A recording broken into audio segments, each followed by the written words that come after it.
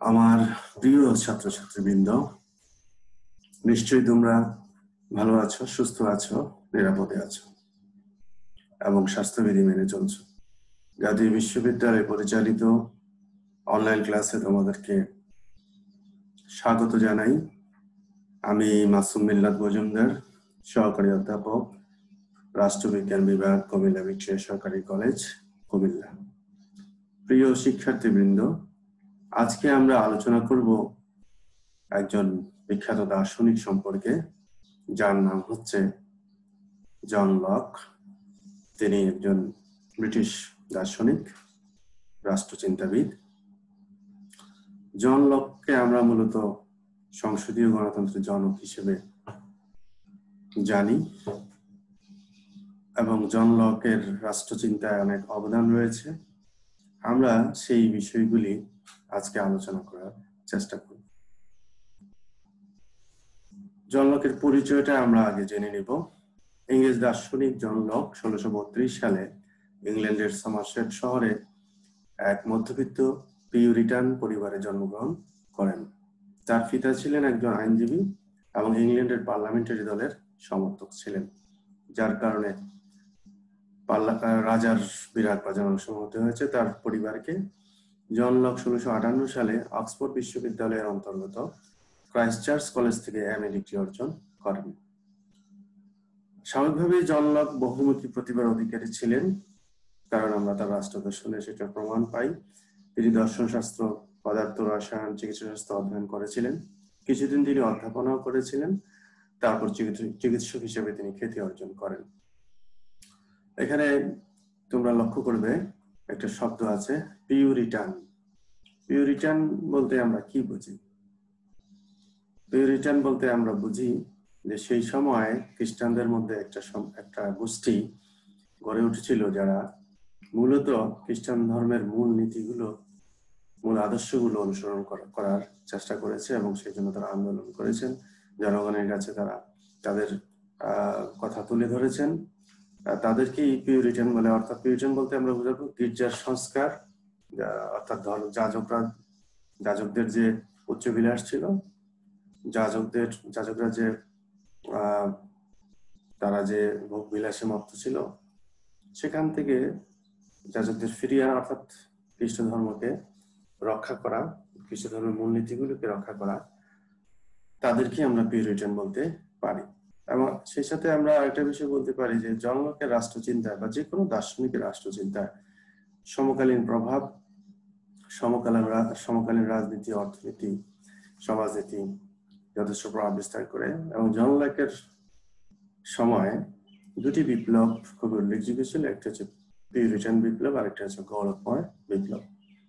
Puritan বিপ্লব বলতে বুঝাই আমরা যে তখন 1640 সালে একটা লং পার্লামেন্ট বসেছিল। লং পার্লামেন্ট বলতে দীর্ঘদিন ধরে পার্লামেন্ট পরিচালিত হয়েছিল, প্রায় 12 বছর।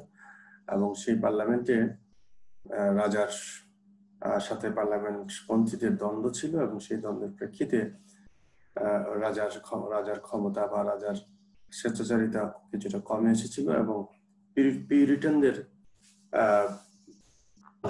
পক্ষে বা পার্লামেন্ট পিউরিটানদের দখলে ছিল। অর্থাৎ পার্লামেন্টে পিউরিটান সম্প্রদায়ের সদস্য বেশি ছিল, সেজন্য সেই বিপ্লবটাকে বলা হয় পিউরিটান বিপ্লব। এই বিপ্লবের মাধ্যমে রাজার স্বেচ্ছাচারিতা অনেকটাই কমে আসে এবং পার্লামেন্টের ক্ষমতা অনেকটাই বৃদ্ধি পায়। জন লক, আমরা আগেই বলেছিলাম, জন লক চিকিৎসক হিসেবে নিজের সুনাম বৃদ্ধি করেছিলেন এবং চিকিৎসক হিসেবে তিনি তার রাজনৈতিক দীক্ষাগুরু লর্ড অ্যাশলের সাহায্যে আসেন। লর্ড অ্যাশল পরে আর্ল অফ সাফসবিরি হিসেবে যখন ইংল্যান্ডের লর্ড চ্যান্সেলর নিযুক্ত হন, তখন জন লক গুরুত্বপূর্ণ সরকারি পদ লাভ করেন। অর্থাৎ তিনি লর্ড অ্যাশলের সাহায্যে এসেছিলেন এবং সেই প্রেক্ষিতে তিনি রাজনীতিতে জড়িয়ে পড়েন।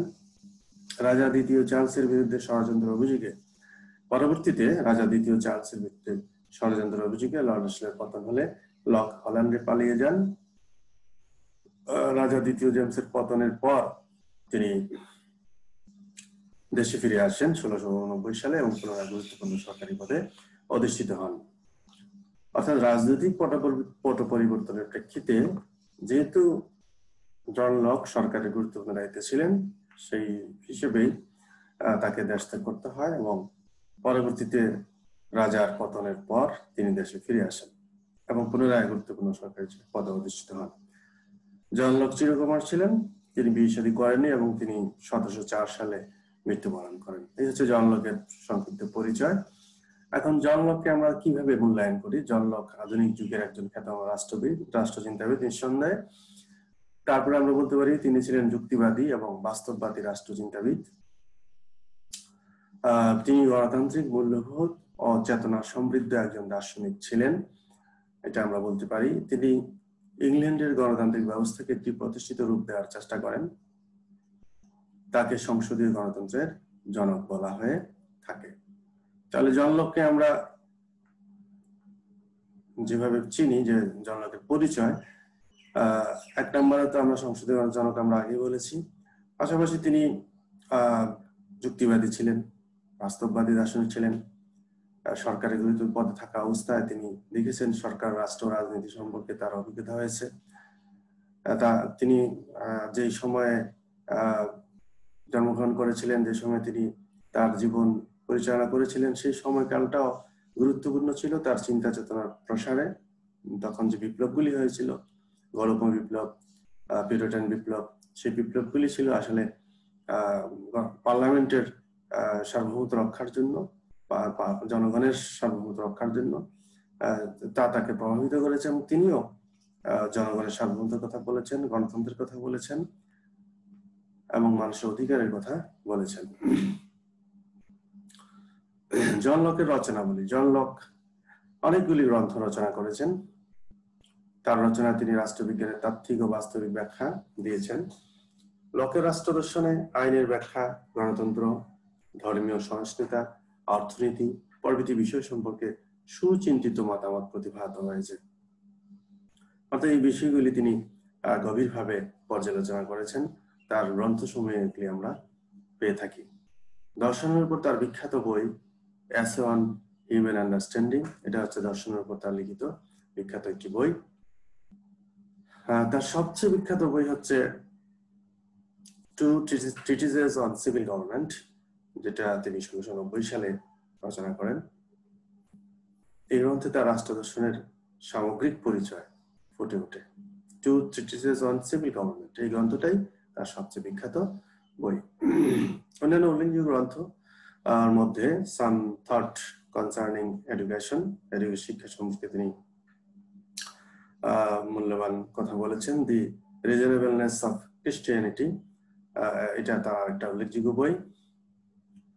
Two treatises on civil government, এটা হচ্ছে তার সবচেয়ে বিখ্যাত জনপ্রিয় বই এবং এই বইটাতে তিনি তার রাষ্ট্র দর্শন সম্পর্কে আলোচনা করেছেন। আমরা এই বইয়ের সামান্য কিছু বিষয়টা আলোচনা করি বই সম্পর্কে।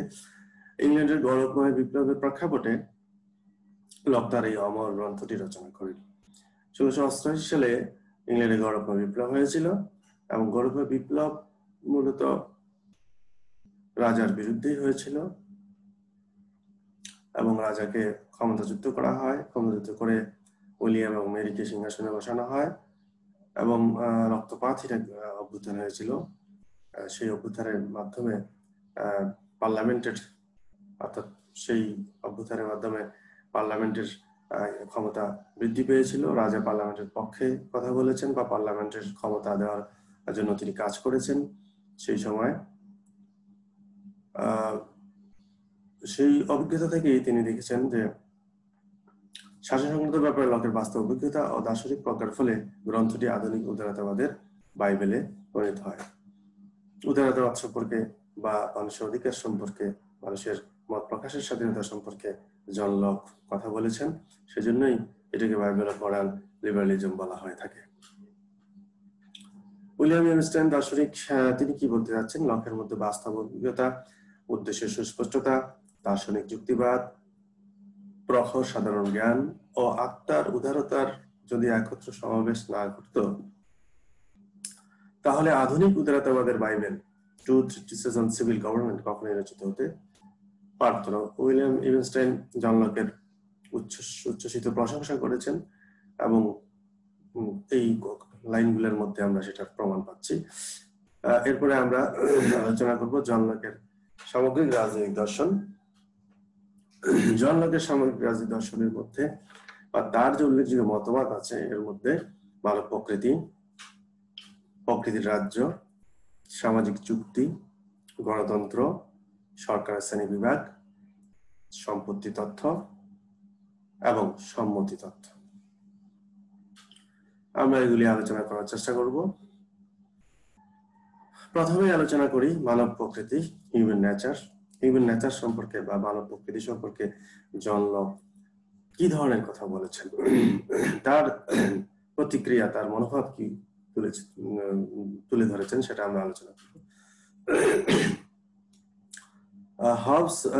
জন লক মূলত মানব প্রকৃতি সম্পর্কে ইতিবাচক ধারণা ব্যক্ত করেছেন, যা আমরা হবসের লেখায় পেয়েছিলাম যে নেতিবাচক দৃষ্টিভঙ্গি থেকে তিনি মানব প্রকৃতি দেখেছেন, আর লক মানব প্রকৃতিকে দেখেছেন ইতিবাচক দৃষ্টিভঙ্গি থেকে। লকের মতে মানুষ যুক্তিবাদী, মানুষ জন্মগতভাবে স্বাধীন, সমান, মানুষ শান্তিপ্রিয়, আইনের প্রতি শ্রদ্ধাশীল, বিবেকবান, নৈতিকতাবোধ সম্পন্ন, মানুষের মধ্যে অনুশোচনা বোধ রয়েছে। এই যে বিষয়গুলি, এগুলি খুবই পজিটিভ কথা তিনি বলেছেন এবং সেই হিসেবে তিনি প্রকৃতির রাজ্যের বর্ণনা দিয়েছেন। এখন আমরা প্রকৃতির রাজ্য সম্পর্কে জেনে নেব। প্রকৃতির রাজ্য সম্পর্কে লকের ধারণা হবস থেকে সম্পূর্ণ বিপরীত। সেখানে আমরা দেখি যে জন লক তার second treaties on civil government গ্রন্থে প্রকৃতির রাজ্য সম্পর্কে তিনি আলোচনা করেছেন। লকের মতে মানুষ যেহেতু স্বভাবত সামাজিক ও যুক্তিপ্রবণ এবং প্রকৃতির রাজ্য যেহেতু প্রাকৃতিক আইন দ্বারা পরিচালিত, কাজেই এখানে সাধারণভাবে শান্তি ও সৌহার্দ্য, সম্প্রীতি ও ভ্রাতৃত্ব বিরাজ করে। তাহলে আমরা দেখছি যে মানব প্রকৃতির সঙ্গে তিনি ইতিবাচক কথা বলেছেন এবং প্রকৃতির রাজ্য যেহেতু মানুষ ভালো, মানুষ শান্তিপ্রিয়, মানুষ সবাই সমান, যুক্তিপ্রবণ, বিবেকবান, সেক্ষেত্রে প্রকৃতির রাজ্য সুন্দরভাবে পরিচালিত হতো এবং সেখানে শান্তি, সৌহার্দ্য, সম্প্রীতি, ভ্রাতৃত্ব এগুলি বজায় ছিল। এবং প্রকৃতির রাজ্য আরেকটা কথা এখানে বলা হচ্ছে যে যেহেতু প্রাকৃতিক আইন দ্বারা পরিচালিত, প্রকৃতির রাজ্য প্রাকৃতিক আইন দ্বারা পরিচালিত হতো। প্রকৃতির রাজ্যে মানুষ স্বাধীনতা ভোগ করত, মানুষ ছিল মুক্ত বিহঙ্গের মতো স্বাধীন ছিল, মানুষ হিংসা বিদ্বেষের ঊর্ধ্বে ছিল।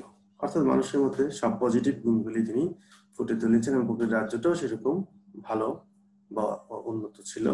অর্থাৎ মানুষ যেহেতু ভালো ছিল, প্রকৃতির রাজ্যের অবস্থা ভালো ছিল। প্রকৃতির রাজ্যে মানুষ বিচার বুদ্ধির দ্বারা পরিচালিত হতো, তাই স্বেচ্ছাচারিতা ছিল না। এখানে একটা বিষয় গুরুত্বপূর্ণ যে প্রকৃতির রাজ্যে মানুষের মধ্যে স্বাধীনতা ছিল কিন্তু স্বেচ্ছাচারিতা ছিল না, এটা জন লক স্পষ্ট করে বলছেন। প্রকৃতির রাজ্যে মানুষ প্রাকৃতিক আইন মেনে চলত। প্রকৃতির রাজ্যে নৈতিকতা, সামাজিকতা ছিল, এটা গুরুত্বপূর্ণ যে নৈতিকতাও ছিল, সামাজিকতাও ছিল এবং স্বেচ্ছাচারিতা ছিল না। লকের মতে প্রকৃতির রাজ্যে নানা ধরনের অসুবিধাও ছিল, অর্থাৎ পরবর্তীতে নানা ধরনের অসুবিধা দেখা দেয়। সেখানে ওই যে সদস্য কর্তৃপক্ষ ছিল না, যার কারণে সবাই সবার ইচ্ছা মতো স্বাধীন মতো চলতো। দুর্নীতি ও নানা রকম ত্রুটি বিচ্ছুতি সমাজের স্বাভাবিক পরিবেশকে বিঘ্নিত করে তুলেছিল। সবাই স্বাধীন হওয়ার ফলে কেউ কাউকে ভয় পেত না। এই বিষয়গুলি অসুবিধা হিসেবে দেখা দিচ্ছিল এবং সেই প্রেক্ষাপটে তিনি সামাজিক চুক্তির কথা বলেছিলেন। এবার আমরা শিক্ষার্থীরা দেখে নেব যে প্রাকৃতিক আইন বলতে তিনি কি বোঝাচ্ছেন বা প্রাকৃতিক আইন সম্পর্কে তার ধারণা কি। ল অফ নেচার যেটাকে বলা হচ্ছে, লকের প্রকৃতির রাজ্য প্রাকৃতিক আইন দ্বারা পরিচালিত। প্রকৃতির রাজ্যে বসবাসকারী প্রত্যেক ব্যক্তি প্রাকৃতিক আইনের অধীন। প্রাকৃতিক আইন, এই প্রাকৃতিক আইন দ্বারা প্রকৃতি পরিচালিত এবং প্রাকৃতিক আইন কোনো প্রথা বা লিখিত কোনো নিয়ম কানুন নয়। প্রাকৃতিক আইন মূলত লিখিত কোনো নিয়ম কানুন নয়। এটা কোত্থেকে আসছে? এটা আসছে মানুষের যুক্তিবোধ থেকে, মানুষের বিবেকবোধ, মানুষের যুক্তিবোধ থেকে এটা উৎপত্তি হয়েছে। মানুষের অভিব্যক্তি হলো প্রাকৃতিক আইন। মানুষ ওই যে আমরা বলেছি মানুষ শান্তিপ্রিয় ছিল, মানুষের মধ্যে বিবেক ছিল, যুক্তি ছিল, এবং ওই প্রেক্ষাপটেই ওই ওই অভিব্যক্তিগুলি মানুষের যে অভিব্যক্তিগুলি, মানুষের যে ভালো গুণগুলি ছিল, সেই গুণগুলির থেকেই প্রাকৃতিক আইনের উৎপত্তি, এবং প্রাকৃতিক আইন সেভাবেই পরিচালিত হতো। প্রাকৃতিক আইন সাম্যের প্রতীক ছিল, মানুষ কেউ কারো স্বাধীনতা অধিকারে হস্তক্ষেপ করতো না। এরপরে আমরা দেখে নিব, প্রাকৃতিক আইন একটি সার্বজনীন ধারণা, সবার জন্য সমানভাবে এটা প্রযোজ্য ছিল। প্রাকৃতিক আইনের মাধ্যমে সমাজে ঐক্য বজায় থাকে। প্রাকৃতিক আইনের মাধ্যমে মানুষ সম্পত্তির অধিকার ভোগ করত। প্রাকৃতিক আইন ব্যক্তির অধিকারকে সংরক্ষণ করে।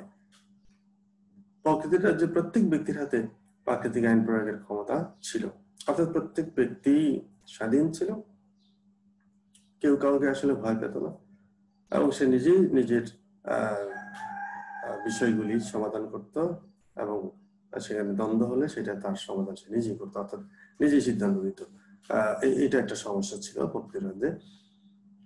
কর্তৃপক্ষ ছিল না, সুনির্দিষ্ট কর্তৃপক্ষ, এবং এই সুনির্দিষ্ট কর্তৃপক্ষ বা মানুষের অসুবিধাগুলি দূর করার জন্যই জন লক বলেছেন মানুষকে চুক্তির মধ্যে আসতে হবে, সামাজিক চুক্তির মাধ্যমে একটা নির্দিষ্ট কর্তৃপক্ষ তৈরি করতে হবে। এখন আমরা দেখি জন লকের একটা গুরুত্বপূর্ণ এবং বিখ্যাত একটা মতবাদ, সেটা হচ্ছে সামাজিক চুক্তি মতবাদ, থিওরি অফ সোশ্যাল কন্ট্রাক্ট। এটা নিয়ে আমরা আলোচনা করব। শিক্ষার্থীবৃন্দ, আমরা সামাজিক চুক্তি মতবাদ সম্পর্কে আলোচনায় আমরা দেখব তিনি কিভাবে রাষ্ট্র তৈরি হয়েছে সামাজিক চুক্তির মাধ্যমে, এই কথাটা, বা সরকার তৈরি হয়েছে বা কর্তৃপক্ষ তৈরি হয়েছে, সেটা কিভাবে বলেছেন সেটা আমরা দেখার চেষ্টা করব। লক বলেছেন প্রকৃতির রাজ্যে মানুষ প্রাকৃতিক আইন দ্বারা পরিচালিত হতো, শান্তিপূর্ণ পরিবেশ বিদ্যমান ছিল, মানুষ নিজেরাই প্রাকৃতিক আইন প্রয়োগ করত। এই কথাগুলি আমরা একটু আগের স্লাইডে দেখে এসেছি। অপরাধীকে শাস্তি প্রদানের ক্ষমতা প্রত্যেকের হাতে ন্যস্ত ছিল, তবে সর্বজন শিক্ষিত কোনো কর্তৃপক্ষ ছিল না। ফলে কিছু অসুবিধার সৃষ্টি হয়, যেমন পক্ষপাত, দুষ্ট বিচার, আইনের যথাযথ প্রয়োগের অভাব, একই বিষয়ের উপর নানা ধরনের আইন বা সিদ্ধান্ত। ফলে মানুষ তাদের সমস্যাগুলো সমাধানের জন্য, অধিকতর নিরাপত্তা নিশ্চিত করার জন্য এবং আরো উন্নততর সমাজ ব্যবস্থা গঠনের জন্য চুক্তিতে আবদ্ধ হয়। এখানে এই কথাটা আমি আবার বলছি যে মানুষ নিজেরাই প্রাকৃতিক আইন প্রয়োগ করত, অপরাধীকে শাস্তি প্রদানের ক্ষমতা প্রত্যেকের হাতে ন্যস্ত ছিল, তবে সর্বজন শিক্ষিত কোনো কর্তৃপক্ষ ছিল না। ফলে কিছু অসুবিধার সৃষ্টি হচ্ছিল। এই অসুবিধাগুলি কি হচ্ছে, যেমন পক্ষপাত, দুষ্ট বিচার, নিজের পক্ষে বিচার, নিজেই নিজেরটা বিচার করে নিত, আদায় করে নিত, এবং অন্যায় করলেও সেটা তার পক্ষে চলে যেত। আইনের যথাযথ প্রয়োগের অভাব ছিল। আইনের যথাযথ প্রয়োগের অভাব মানে আইন আসলে ওই আইন প্রয়োগ করার কর্তৃপক্ষই তো ছিল না। একই বিষয়ের উপর নানা ধরনের আইন বা সিদ্ধান্ত হতো, এক একজনের ক্ষেত্রে এক এক রকম সিদ্ধান্ত আসতো। ফলে মানুষ তাদের সমস্যাগুলো সমাধানের জন্য, অধিকতর নিরাপত্তা নিশ্চিত করার জন্য এবং আরো উন্নততর সমাজ ব্যবস্থা গঠনের জন্য চুক্তিতে আবদ্ধ হয়। সামাজিক চুক্তির প্রকৃতিটা কিরকম ছিল লকের, আমরা সেটা দেখে নেব। লক দুটি চুক্তির কথা বলেছেন, একটা হচ্ছে সমাজ বা সামাজিক চুক্তি, আরটা হচ্ছে শাসন বা রাজনৈতিক চুক্তি। সামাজিক চুক্তি অর্থাৎ যেটা সমাজ বা প্রথম পর্যায়ে যেটা তিনি বলেছেন সেটা হচ্ছে এরকম: জনগণের সামগ্রিক প্রচেষ্টার ফলে সামাজিক চুক্তি হয়েছে, এবং এই চুক্তির ফলে একটি রাজনৈতিক সমাজ গঠিত হয়, অর্থাৎ রাষ্ট্রের সৃষ্টি হয়। চুক্তির ফলে প্রকৃতির রাজ্যের মানুষ যে অবাধ ক্ষমতা ভোগ করত, তা সামাজিক কর্তৃপক্ষের হাতে অর্পিত হয়। লকের মতে প্রকৃতির রাজ্যের সবকিছু বিসর্জন দেওয়ার জন্য মানুষ চুক্তি করেনি, শুধুমাত্র অবাধ ও ক্ষতিকর স্বাধীনতাটুকুই তারা বিসর্জন দিবে, অন্য সব ক্ষমতা তাদের এখতিয়ারে থাকবে। তাহলে এখানে বোঝানো হচ্ছে যে সামাজিক চুক্তির মাধ্যমে এটা রাজনৈতিক সমাজ তৈরি হয়েছে, এটা রাষ্ট্র তৈরি হয়েছে। চুক্তির ফলে প্রকৃতির রাজ্যের মানুষ যে নিরঙ্কুশ ক্ষমতা ভোগ করত, তা সামাজিক কর্তৃপক্ষের হাতে অর্পিত হয়। মানুষের ক্ষমতাটা সামাজিক কর্তৃপক্ষের হাতে তুলে দেওয়া হয়। তবে সেখানে লক যেটা বলতে যাচ্ছেন, চুক্তি করে সব ক্ষমতাই কর্তৃপক্ষকে দেওয়া হয়নি। প্রতি রাজ্যে সবকিছু বেশি সময়ের জন্য মানুষ চুক্তি করেনি, শুধুমাত্র অবাধ ক্ষতিকর স্বাধীনতাটুকুই তারা বেশি চুক্তি দেবে, অন্য সব ক্ষমতা তাদের এখতিয়ারে থাকবে। এবং এখানে জবাবদিহিতার একটা প্রশ্ন আছে এবং সেটা আমরা আলোচনা করছি পরবর্তীতে। 2 নম্বরে আমরা দেখছি শাসনভার সামাজিক চুক্তি। প্রথম চুক্তির ফলে আমরা দেখি যেটা রাজনৈতিক সমাজ গঠিত হয়, ফলে প্রাকৃতিক আইনের ব্যাখ্যা, বিশ্লেষণ ও বাস্তবায়নের দায়িত্ব রাষ্ট্রের হাতে অর্পিত হয়, কিন্তু রাষ্ট্র তা প্রত্যক্ষভাবে কার্যকর করতে পারে না। রাষ্ট্রের প্রতিনিধি হিসেবে সরকার তা কার্যকর করবে। দ্বিতীয় চুক্তির মাধ্যমে শাসন কর্তৃপক্ষ অর্থাৎ সরকারের সৃষ্টি হয়। লক এখানে চুক্তি কথাটি ব্যবহার না করে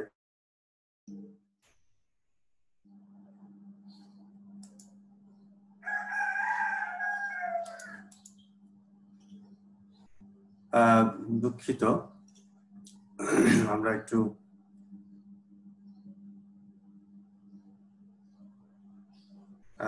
শিক্ষার্থীরা নিশ্চয়ই তোমরা শুনতে পারছো আমাকে। আমরা একটু আমাদের নেট প্রবলেম ছিল সম্ভবত। যাই আমরা শাসন চুক্তিতে ছিলাম। প্রথম চুক্তির ফলে একটি রাজনৈতিক সমাজ গঠিত হয়, ফলে প্রাকৃতিক আইনের ব্যাখ্যা, বিশ্লেষণ ও বাস্তবায়নের দায়িত্ব রাষ্ট্রের হাতে অর্পিত হয়, কিন্তু রাষ্ট্র তা প্রত্যক্ষভাবে কার্যকর করতে পারে না। রাষ্ট্রের প্রতিনিধি হিসেবে সরকার তা কার্যকর করবে। দ্বিতীয় চুক্তির মাধ্যমে শাসন কর্তৃপক্ষ অর্থাৎ সরকারের সৃষ্টি হয়। লক এখানে চুক্তি কথাটি ব্যবহার না করে জিম্মাদারিত্ব বা ট্রাস্টশিপ কথাটি ব্যবহার করেছেন, অর্থাৎ রাষ্ট্রের নির্ভরযোগ্য জিম্মাদার হিসেবে সরকারের জন্ম। সরকার নিজের অধিকার বা প্রতিষ্ঠার জন্য কিছু করে না, সবকিছু করে জনগণের কল্যাণ নিশ্চিত করার জন্য। এখানে যেটা বোঝাচ্ছেন তিনি যে দ্বিতীয় চুক্তির মাধ্যমে একটা শাসন কর্তৃপক্ষ বা সরকারের জন্ম হয়, আর সরকার রাষ্ট্রের প্রতিনিধি হিসেবে দায়িত্ব পালন করবে। এবং এখানে আসলে সরকার এবং রাষ্ট্রের মধ্যে পার্থক্য নির্দেশ করেছেন যে সরকার শুধু জিম্মাদারিত্ব পালন করবে, রাষ্ট্রের নির্ভরযোগ্য জিম্মাদার হিসেবে সরকারের জন্ম। সরকার নিজের অধিকার প্রাধান্য প্রতিষ্ঠার জন্য কিছু করবে না, সরকারের আসলে তেমন কোনো অধিকার থাকবে না, ক্ষমতা থাকবে না জনগণকে শাসন করার জন্য। জনগণের প্রতিনিধি হিসেবে, রাষ্ট্রের প্রতিনিধি হিসেবে তারা কাজ করবে, সবকিছুই করবে জনগণের কল্যাণ নিশ্চিত করার জন্য। এখানে সরকারের জবাবদিহিতার কথা চলে আসছে এবং সরকারকে তিনি সেভাবে মূল্যায়ন করেছেন, অর্থাৎ সরকার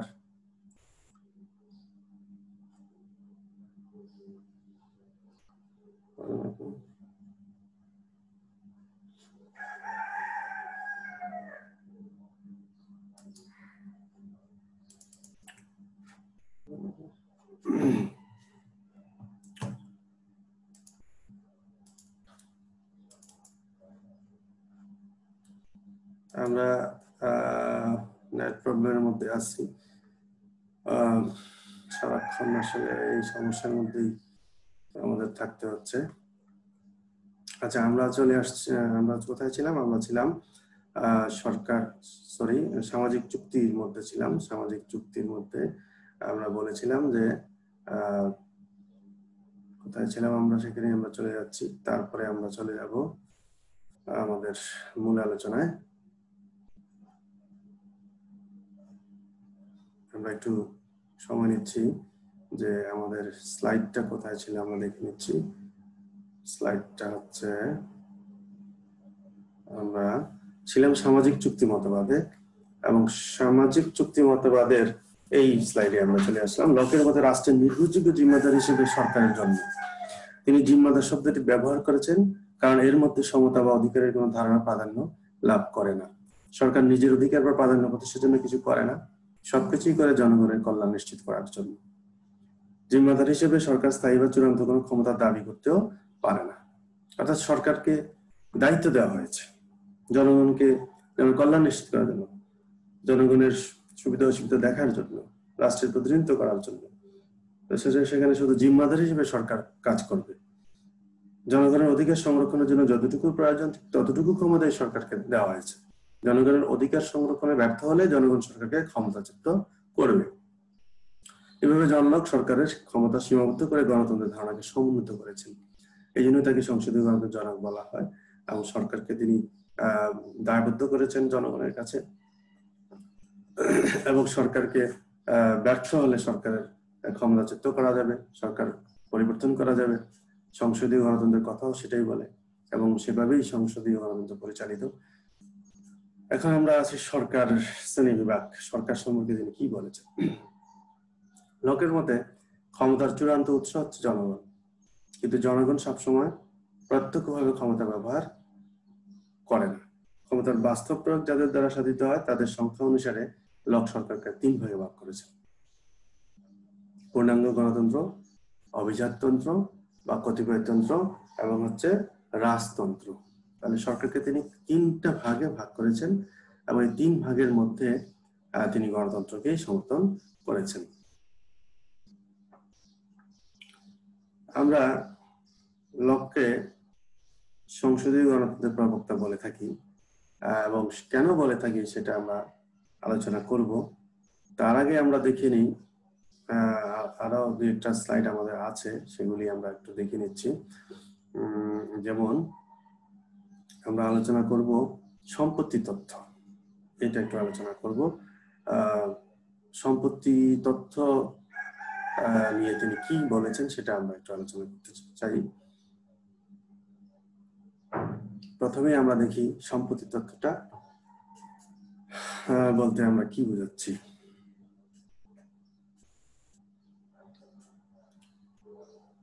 আমরা এখানে আরেকটা বিষয় আছে যে আমরা আসলে স্লাইডগুলি নেট প্রবলেমের কারণে আমাদের একটু সমস্যা হচ্ছিল। আমরা সামাজিক চুক্তির বৈশিষ্ট্যটা শেষ করতে পারি এই মধ্যে।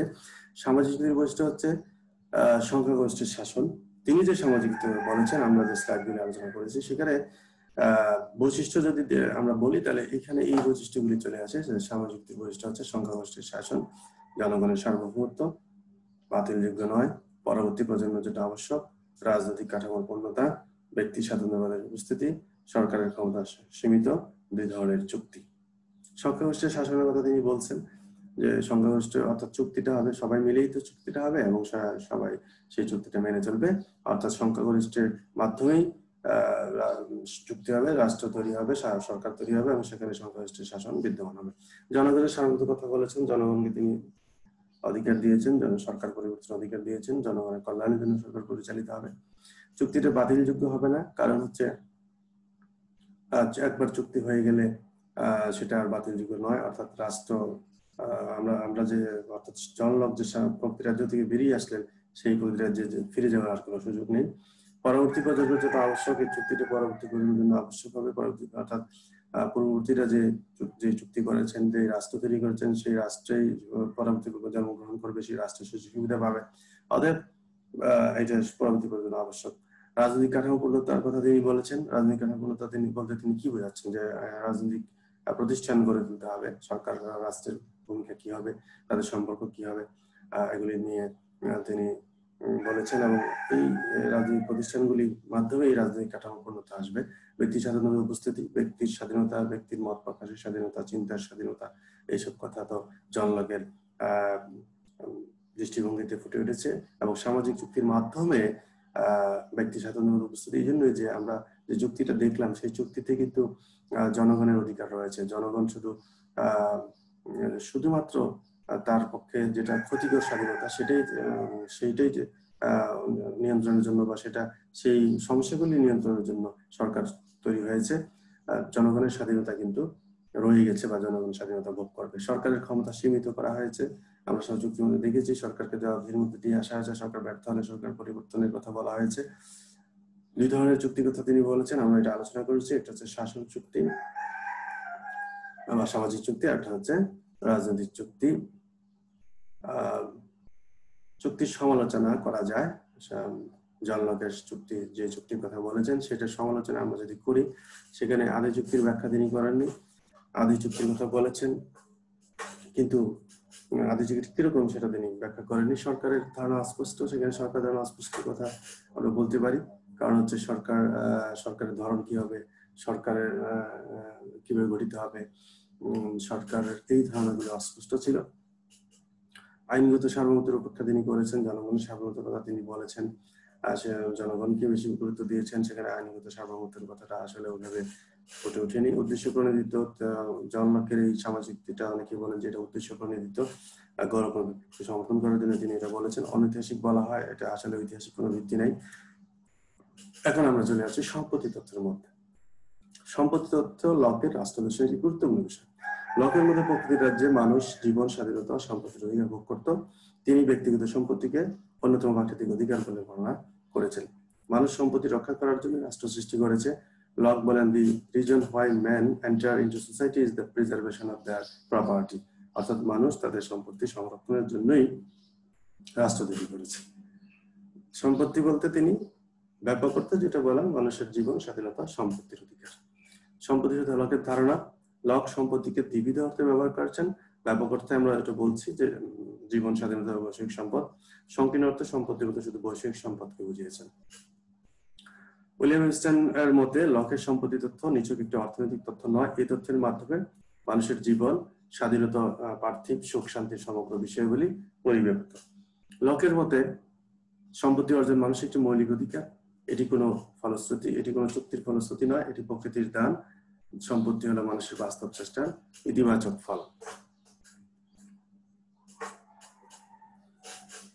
আমরা সম্পত্তি তত্ত্বের ব্যাখ্যায় দেখবো যে তিনি থ্রু ট্রিটিসেস অন সিভিল গভর্নমেন্ট কিন্তু সম্পত্তি তত্ত্বের ব্যাখ্যাটা দিয়েছেন। সম্পত্তি তত্ত্বের ব্যাখ্যায় আমরা প্রথমেই বলবো সম্পত্তির উদ্ভব কিভাবে হয়েছে। তিনি বলতে যাচ্ছেন যে সম্পত্তি আসলে আদিতে সম্পত্তি বলতে কিছু ছিল না।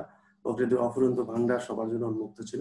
প্রয়োজন অনুযায়ী প্রকৃতির রাজ্যের মানুষ প্রকৃতির ভান্ডার থেকে সংগ্রহ করত, কিন্তু এই ব্যবস্থা স্থায়িত্ব লাভ করতে পারেনি। মানুষ তার দৈহিক শক্তি, বুদ্ধি ও চিন্তা শক্তি দিয়ে প্রকৃতির ভান্ডার থেকে যা সংগ্রহ করত সেই বস্তুর উপর তার অধিকার প্রতিষ্ঠিত করতে তৎপর হয়ে উঠল। ফলে সেই বস্তু তার নিজস্ব হয়ে যায় এবং এটাই তার সম্পত্তিতে পরিণত হয়। অর্থাৎ প্রকৃতির ভান্ডার থেকে মানুষ যখন তার নিজের দৈহিক শক্তি, বুদ্ধি, চিন্তা শক্তি দিয়ে সে সেখান থেকে সংগ্রহ করা শুরু করলো, সেটাই সেই বস্তুটার উপর তার অধিকার প্রতিষ্ঠিত হলো এবং সেটা তার সম্পত্তি, নিজস্ব সম্পত্তি হয়ে গেল। এভাবে সম্পত্তির উদ্ভব হয়েছে। তারপরে আমরা দেখবো যে লক তার সম্পত্তির যে যুক্তি দিয়েছেন সেখানে আমরা আরেকটা বিষয় স্পষ্ট করে দেখছি যে তার মতে যে মানুষটি তার শ্রমের বিনিময়ে প্রকৃতি থেকে সম্পদ আহরণ করে আনলো, সেই সম্পদ তাকে বঞ্চিত করা একেবারেই অযৌক্তিক। সেই সম্পদ থেকে তাকে বঞ্চিত করার সুযোগ নেই। আহরিত বস্তু কেবল আহরণকারী ভোগ করতে পারে, ভোগ করার অধিকার তার কাছে আছে। তাহলে এটা যুক্তিভিত্তিক ব্যাখ্যাটা হচ্ছে যে যিনি বা যে ব্যক্তি, যে নাগরিক শ্রমের বিনিময়ে সম্পদ আহরণ করলো, সেই সম্পদ থেকে তাকে বঞ্চিত করার কোনো সুযোগ কারণ নেই। সম্পত্তির শ্রম তত্ত্ব, জন লক সম্পত্তির শ্রম তত্ত্বে বিশ্বাসী ছিলেন। অর্থাৎ ওই যে সম্পত্তির মধ্যে শ্রম যুক্ত হলেই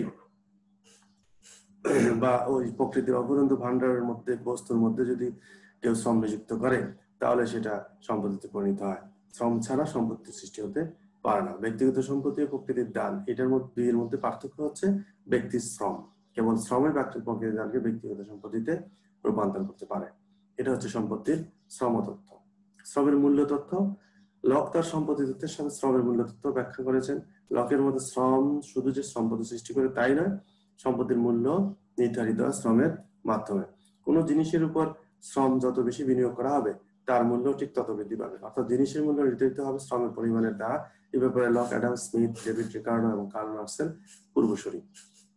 কোন জিনিসের উপর শ্রম যত বেশি বিনিয়োগ করা হবে তার মূল্য ঠিক তত বৃদ্ধি পাবে।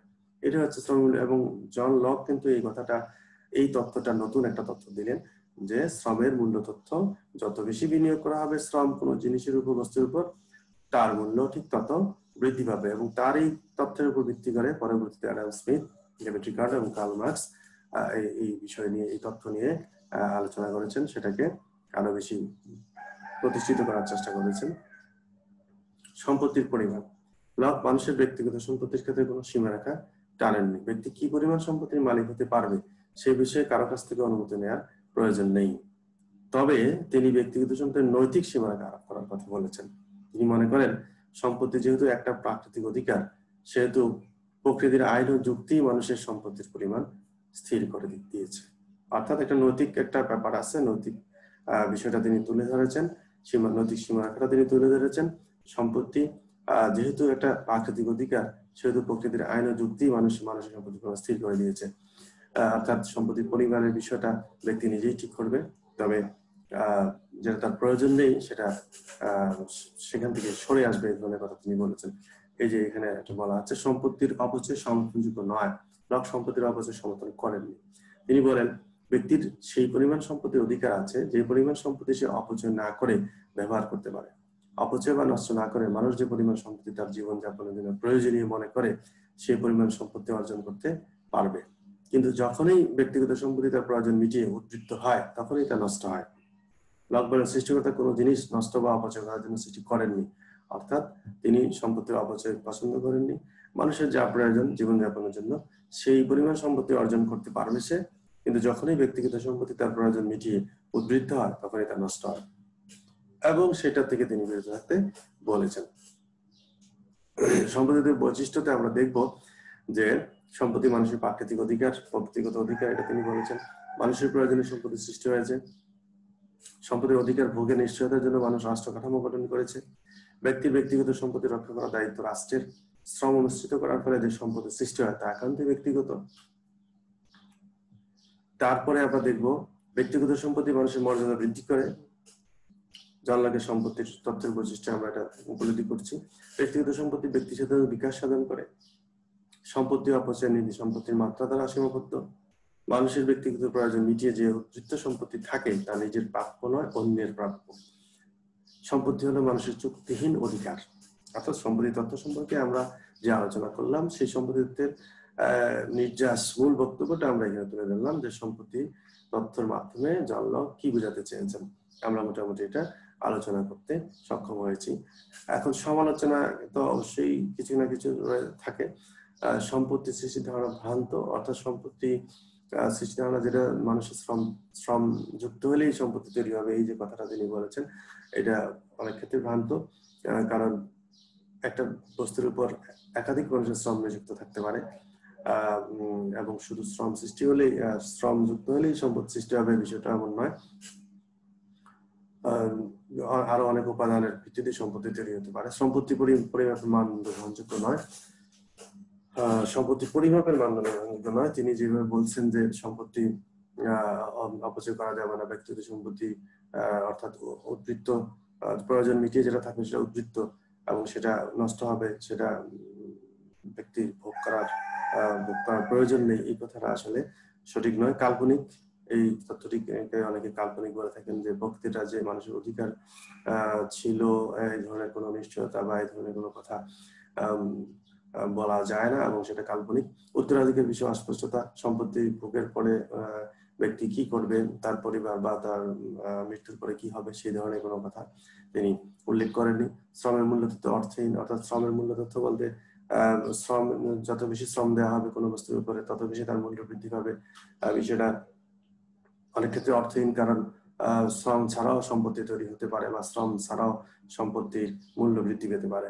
পুঁজিবাদী অর্থনৈতিক সহ অনেকে মনে করেন যে পুঁজিবাদী অর্থনীতি সহ এবং তিনি পুঁজিবাদী অর্থনীতির পক্ষে সম্পত্তি তত্ত্বটা ব্যাখ্যা করেছেন মনে করেন। আমরা সরকারের শ্রেণী বিভাগটা আমরা আলোচনা করেছি। এরপরে আমরা এখন চলে যাব সংসদীয় গণতন্ত্র প্রবক্তা কেন বলা হয়। আমরা এতক্ষণ যে আলোচনা করলাম সেখানেও কিছুটা উপলব্ধি করতে পেরেছি। এখন আমরা সংসদীয় প্রবক্তা কেন বলা হয় সেখানে কিছু পয়েন্টের মাধ্যমে আমরা আলোচনা করব। এক নম্বরে বলা হচ্ছে যে সরকার জনগণের সম্পত্তির উপর প্রতিষ্ঠিত, জনগণের সম্মতির উপর প্রতিষ্ঠিত, এটা তিনি বলেছেন এবং সেই জন্যই কিন্তু এইটা গুরুত্বপূর্ণ পয়েন্ট যে সম্পত্তি ছাড়া, জনগণের সম্মতি ছাড়া, জনগণের যে আশা আকাঙ্ক্ষা, জনগণের যে অভিব্যক্তি তার মাধ্যমেই সরকার প্রতিষ্ঠিত হবে। সরকার জনগণের রাষ্ট্রের জিম্মাদার, সরকার কিন্তু রাষ্ট্রের জিম্মাদার বা জনগণের জিম্মাদার, জনগণের কল্যাণ করবে, জনগণের অধিকার রক্ষা করবে, জনগণের সুযোগ সুবিধাগুলি রক্ষা করবে। সরকার এই দায়িত্বটাই পালন করবে। সরকার কিন্তু নিজের অধিকার প্রতিষ্ঠার জন্য, নিজের ক্ষমতা প্রতিষ্ঠার জন্য দায়িত্ব পালন করবে না।